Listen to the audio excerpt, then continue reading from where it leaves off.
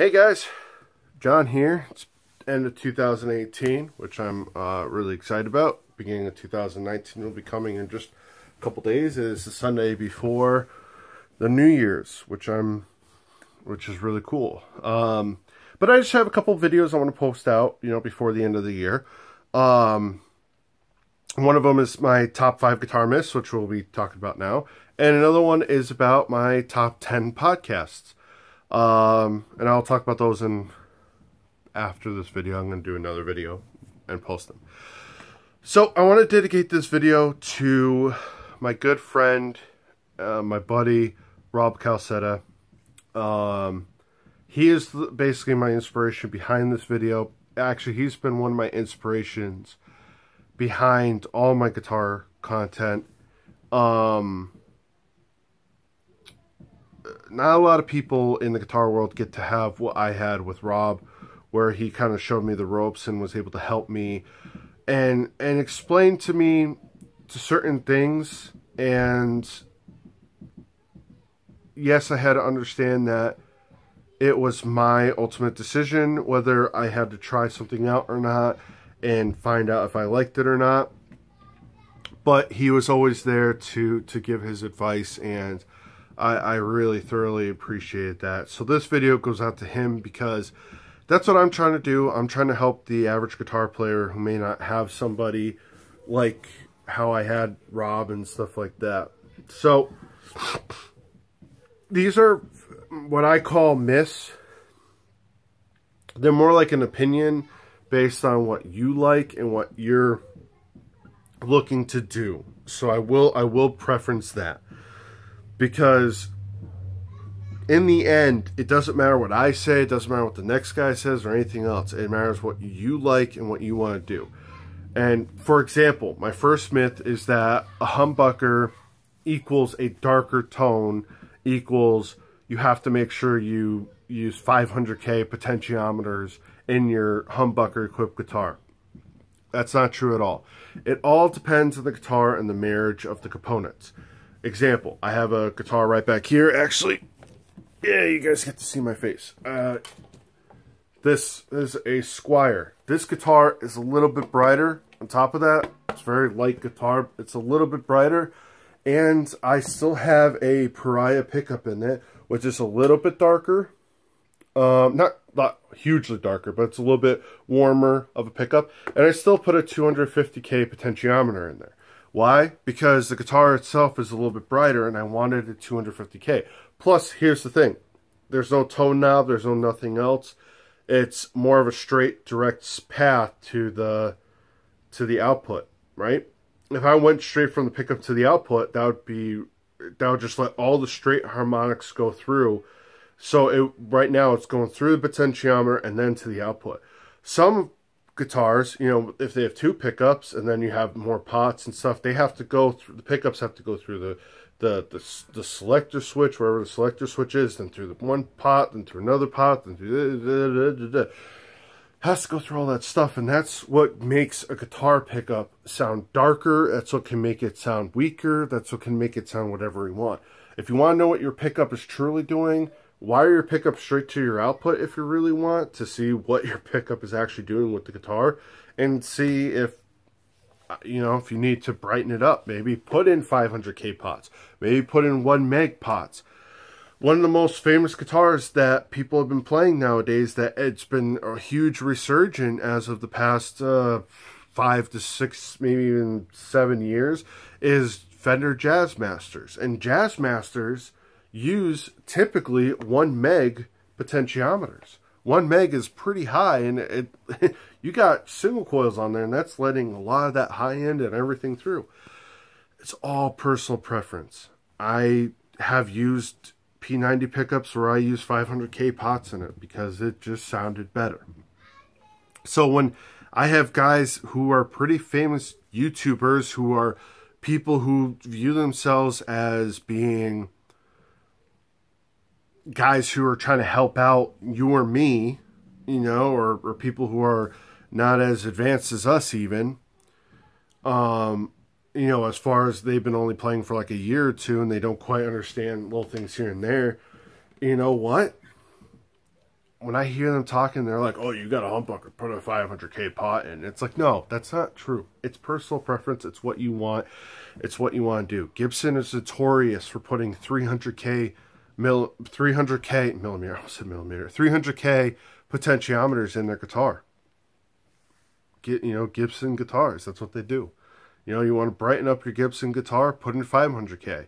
See what happens. If you want to darken up your guitar, maybe put in I mean, that's not going to do much, but you could put in a 250K. You could find maybe a 100K. Or you could, there's that magic tone knob that nobody wants to touch. You could roll that back just a little bit and see what happens. Okay?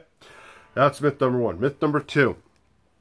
Higher headroom amp equals better platform amp. Also, there's the second part to this. A cleaner amp equals a better platform amp. Not true. This pickup, or this pedal. This is the Brutalist Junior by God City Instrument. I built it. I'm going to be painting it. Awesome pedal. Wicked awesome pedal. I tried this through a solid state clean amp, and it is a completely different animal than when I tried through my 5150, which is a little bit darker, a little bit less of a headroom amp. And I'll tell you, it makes huge difference when you play it through a very clean amp versus a very, a little bit slightly gained, distorted amp. I've had 5-watt amps, unless you start really turning them up and trying to break them up a little bit. Also, you throw one of your pedals in front of it, sounds terrible. Don't know why, it just does. It's just how the amp reacts sometimes. So, I've had also your big, huge, giant 100-watt, amps that people love, and everything's, and they're very clean and they're very powerful, and I put a pedal in front of it and it didn't like it. It's the marriage of the pedal and the amp. This amp, not a lot of high headroom. Let's see, this amp. Not a lot of high headroom, not a lot of clean, as far as clean. It's clean enough for me. I like a little dirt in my clean, and I'll tell you what, it sounds awesome. Especially with pedals. Any pedal I put in front of it sounds awesome. That brings us to point number 3. Boutique is better. Not always. Now, you have to determine to yourself what determines boutique. Because here's the thing. I didn't buy it for this much. I got it used, but the Maxon OD808. Would you consider this a boutique pedal? Because it's a tube screamer, it's a green one, it's a mass production one, right?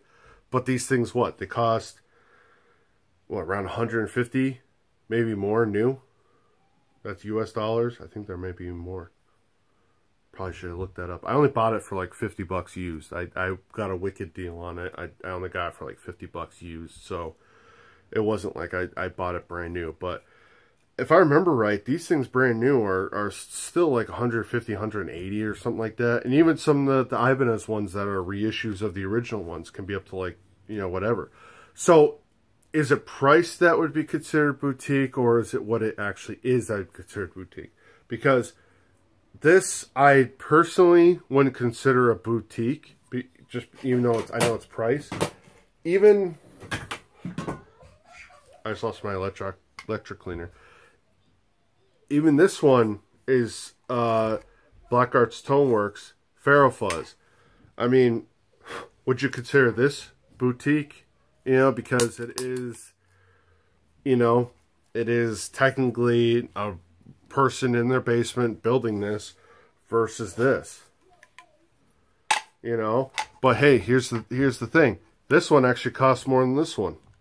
Brand new, I think these are only around 160-ish. This, I think, brand new is, like I said, between around 180 maybe.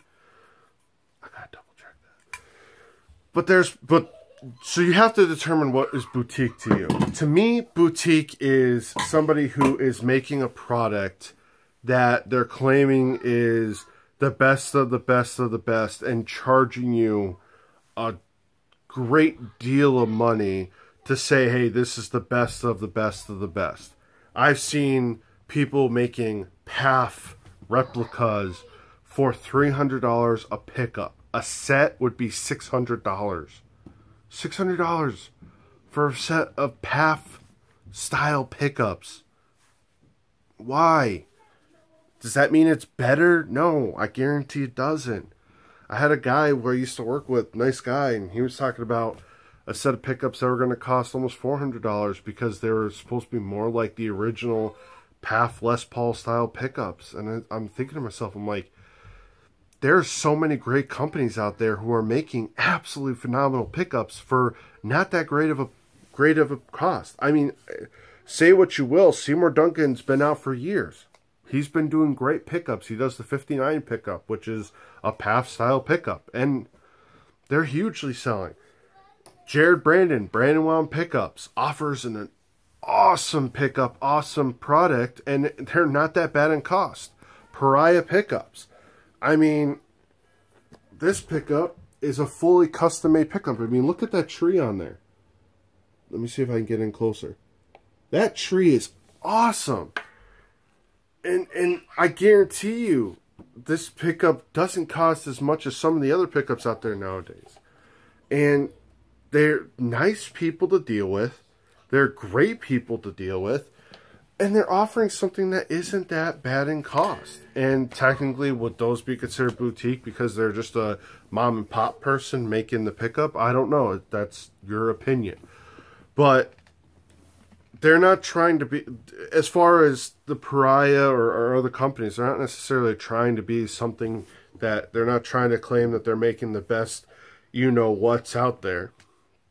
They're just offering a great product. I mean, Friedman amps. To me, I would consider Friedman a boutique company. Why? Because they're offering basically a Marshall amp for almost $4,000. You know, they're over $3,000. I don't know how much. I don't 100% remember how much they are, but I know they're over $3,000, almost $4,000 for a guitar amp. Yeah, people say they're some of the best guitar amps they've heard, but they're a Marshall style, basically a Marshall amp. They're a modified Marshall amp. That's how they started. And does that mean they're better? That's subjective. It really is subjective. It really comes down to if it works better for you. That's what it really is. Number 4. Older is better. Not always the case. Older is not always better. And I will... I got a little bit of like a double-sided edge on this one. Over here I have a 1977 Les Paul Custom. This guitar... yes, it's my number one guitar. It's the guitar I mostly play the most. I love playing this guitar. It is an awesome guitar. It plays, it stays in tune, it feels great. But here's the thing. The whole guitar has been pretty much gutted. I put modern frets on it. It's got Dunnable pickups in it. I had Seymour Duncan pickups in it for a little while. I really liked those. I just wanted something a little less output, and Dunnable offered something that actually was very comparable to that with a little less output, so I put some Dunnables in there. I put in Today CTS potentiometers. I put in Switchcraft 3-way toggle switch and a Switchcraft output jack. People would call me crazy because they would say, oh, it's, you know, the original was better. I even put a Tone Pros locking bridge and tailpiece on the guitar versus having the original bridge and tailpiece. And they were awesome. You know, all the stuff that I did was awesome. I still have all the original stuff. Don't get me wrong. I still have all the original stuff. It still all works. But they weren't that great. I'm not going to lie. You could definitely tell that was a 40-year-old guitar, especially the parts that were on it were 40-something years old. Well, 41. They'll be 42 maybe in 2019. But depending on when you're watching this video, could be, you know, who knows? You could be watching this video 5 years down the road and you can notice that it's now almost 50 years old or whatever. Sorry, need to pause the video for a second. If you notice a little glitch, sorry about that. My kids needed me for a second, so, but it's nothing major. one of my kids spilled a little bit of water, and I was like, it's water, just wipe it up. You're good. Okay, anyways, so I was still on the older is better topic. The thing is, though, is that we think older is better because it's based on what guitar players we listened to back in the day. And actually, one of the guitar players that I think is a victim of this, I don't want to say victim, but I think is one of the biggest people that support both sides of this myth. And what I mean by that is Joe Bonamassa. I do love Joe Bonamassa. I think he's a great guitar player. I actually really enjoy his guitar playing. I enjoy what he offers. And he has reissue Les Pauls of his old Les Pauls, and he has his old Les Pauls. He also has old amps, and he has brand new Fender amps that are based on, you know, their newer designs of the older amps. So, to me, he is one of the biggest people on both sides because he plays new and he plays old. But I guess it also, you could argue, well, his new is based on old stuff, which I get. Most of our stuff is based on old stuff in general. But the thing is, though, is that people like Billy Gibbons, you know, ZZ Top, and Jimmy Page of Led Zeppelin, and even Jimi Hendrix, they were playing what was new to them at the time. You know, when the JMPs or you know, Park amps or whatever guitar or this or that, they're playing the new stuff of their time. And yeah, they got a great tone out of it and they got a great sound out of it, but we're, as guitar players, we're almost stunting our guitar industry because we always want the old. Just my thing. I don't think older is better at all. I think it depends on what you're looking to do. I think it depends on what sound you're going for. You know, most metal and rock today using new stuff, you know, Axe effects and I almost said Furman. I know that some are using Friedman's, but you know, the newer stuff that are coming out by Randall, Ola England using his solar guitars, all modern stuff that I think is helping this industry push forward, which I think is a good thing. I think we really do need to embrace, sometimes we have to use newer stuff. It's just how it is. Now, topic number 5 is a weird one because there's a story behind it. Now, the myth I'm going to say is that, you know, guitar pickups with the same magnets or the same ohms or output or whatever are going to sound the same. And I don't think that's true at all. There are some things behind it that I think are factors of it, and it's one of them. One of the big ones is how you charge magnets. You can, I don't think a lot of people know how a pickup is exactly made. A guitar pickup, there's a magnet, sometimes an Alnico magnet or ceramic magnet or whatever. Depending on how you charge those magnets will, depending on how much pull it has. So people perceive a certain magnet to have a certain sound because it's actually pulling harder on your strings. So technically an Alnico 2 or an Alnico 5, not one is technically, really not one is brighter than the other per se. It's how they're pulling on the strings. So an Alnico 2 does have a weaker pull on the strings, which then we perceive that weaker pull on the strings as being a darker sound or a warmer sound or this sound or that sound. I've had Alnico 2s actually sound brighter and more single coil, like in humbucker style pickups sometimes, depending on the pickup and who makes it. But that's a different story. The point I'm trying to make behind this is that There's actually, I should say there's two stories now I think about it. One of my stories is the ultimate JB hunt. And what I mean by that is Seymour Duncan JB is considered one of the staples in the rock metal industry. Great pickup, absolutely awesome pickup. But a lot of people have problems with that pickup. They have problems with the high end, they have problems with the mid-range, they have problems with the bottom end. Certain things, depending on the guitar, depending on potentiometers, depending on what you're looking for, certain things will make a difference of whether you have that JB is going to really work for you or not work for you. It depends.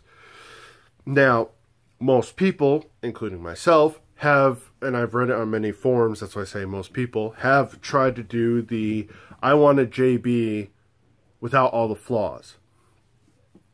And this is why I also this is why I made this one last, because this ties into everything that I talked about.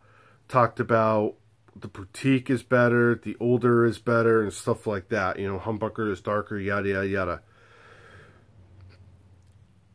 I had such a hard time finding the right company to make me the perfect JB without all the flaws that I ended up going back to the JB, and that I ended up, I'm not going to say wasting money, because I did ended up, you know, selling that stuff secondhand, and I didn't necessarily, you know, it's not like I made all this money, but it's just like I didn't rip it. I don't like to rip people off, basically. You know, I sold it for what it was worth. You know, I used it for a little bit. I said, hey, only used for a little bit. Yeah, that's a different story.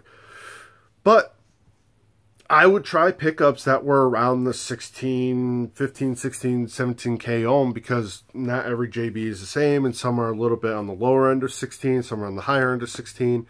And I would try them all without Nico 5 magnets. And I'll tell you, there's tons of companies, and they're all different. They're all different.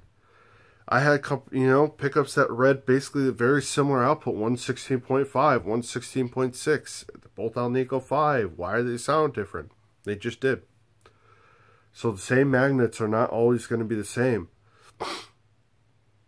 Getting a pickup that is, you know, just a slightly bit better, or a slightly bit worse, or slightly bit different, it can make a difference. There is, even though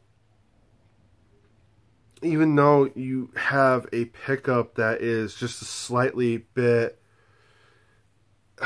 okay,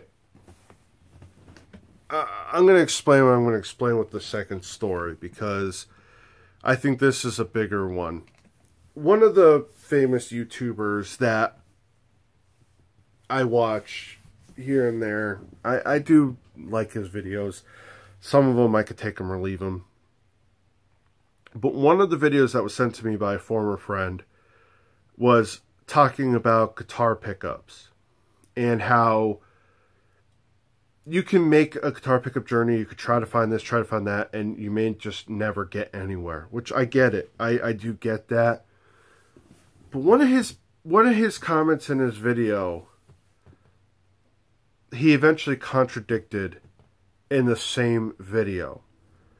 And it always bothered me, even till today it kind of bothers me a little bit, because I kind of feel like, it's like, why would you say that when in the same video you're just going to contradict what you just say? And the point he made is that, I'm not going to name his name, but the point he made was that if you're trying to only look for 10% better, you're never going to get it. Now, he didn't clarify what he meant by 10% better.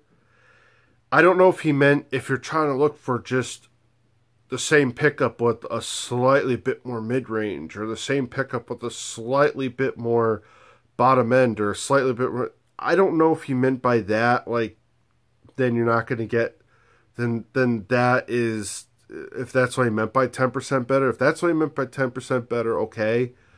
But even that is kind of like, you know, it's that's even a shaky point, because like I said, no two guitar, it's not the same thing. No two guitars are the same. No two pickups are the same. No two anything are the same.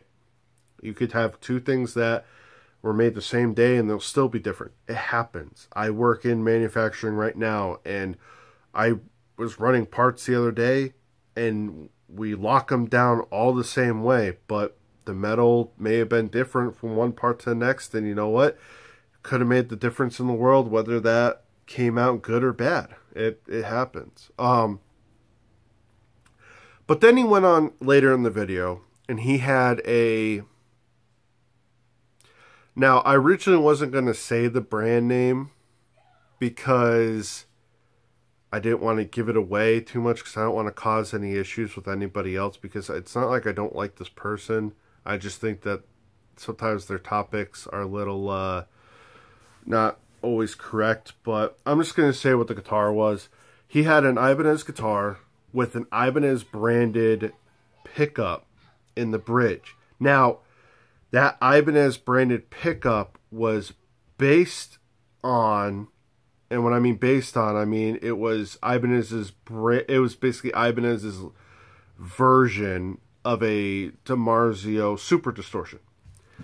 And he said earlier in the video you can't get 10% better. But then later in the video he said, oh, I wanted a Super Distortion in the guitar. This pickup is basically a Super Distortion made by Ibanez, but it wasn't quite right. So I wanted just a slightly bit better or slightly bit different. So I bought a Super Distortion, and it did exactly what I wanted to do. It was very similar, but it was better.